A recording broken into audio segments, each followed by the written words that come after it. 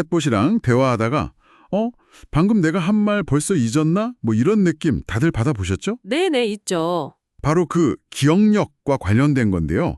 LLM의 컨텍스트 창 크기.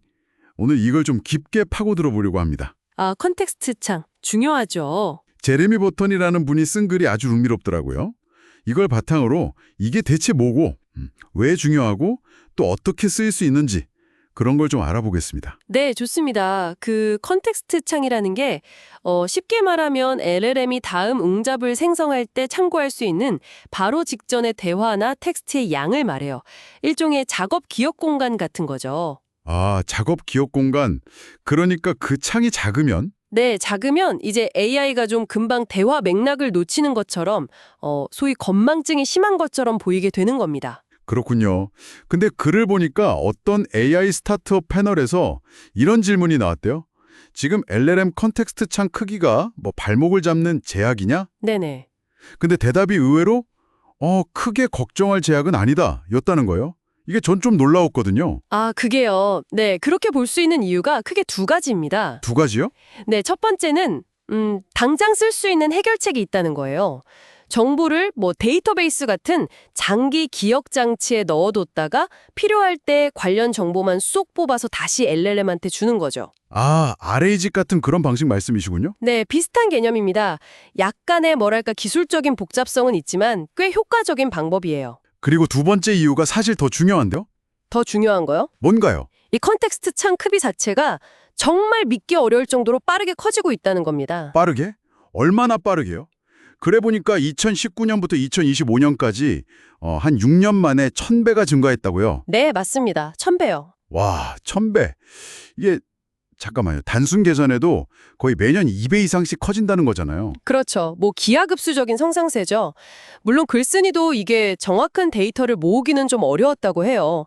옛날 모델 데이터 찾기도 힘들고 같은 모델이라도 버전별로 크기가 다르기도 하고. 아, 맞아요. 무슨 터보 버전은 성능 때문에 일부러 줄이기도 한다고. 네, 그런 변수들이 좀 있긴 하지만 어쨌든 전반적인 추세는 정말 폭발적이라는 거죠. 그래서 글쓴이가 이걸 보고 무어의 법칙을 떠올렸다고요? 네, 반도체 칩 성능이 뭐 2년마다 2배씩 좋아진다는 그 유명한 법칙처럼 혹시 LLM 컨텍스트 창 크기도 2년에 10배 증가 같은 새로운 법칙이 생기는 거 아니냐, 뭐 이런 거죠. 2년에 10배.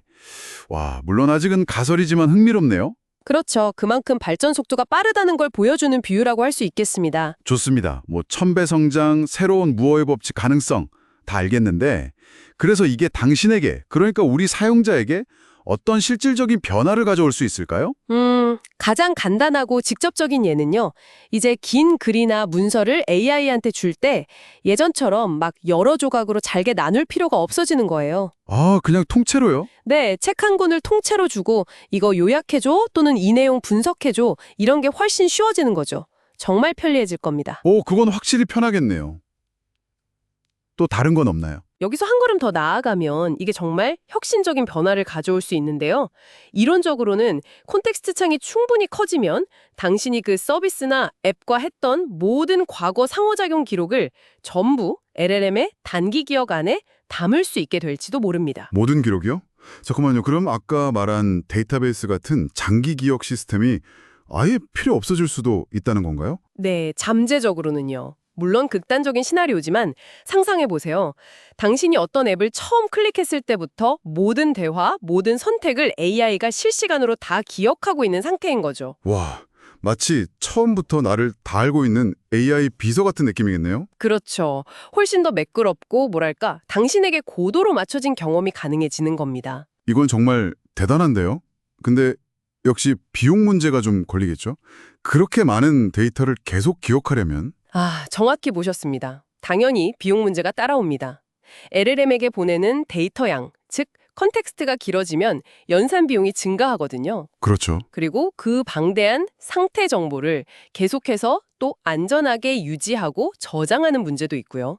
하지만 이 부분도 모델 아키텍처 자체의 발전이나 더 효율적인 알고리즘의 등장, 그리고 반도체 기술 발전, 즉 무어의 법칙의 도움으로 시간이 지나면서 해결될 가능성이 높다고 보고 있습니다.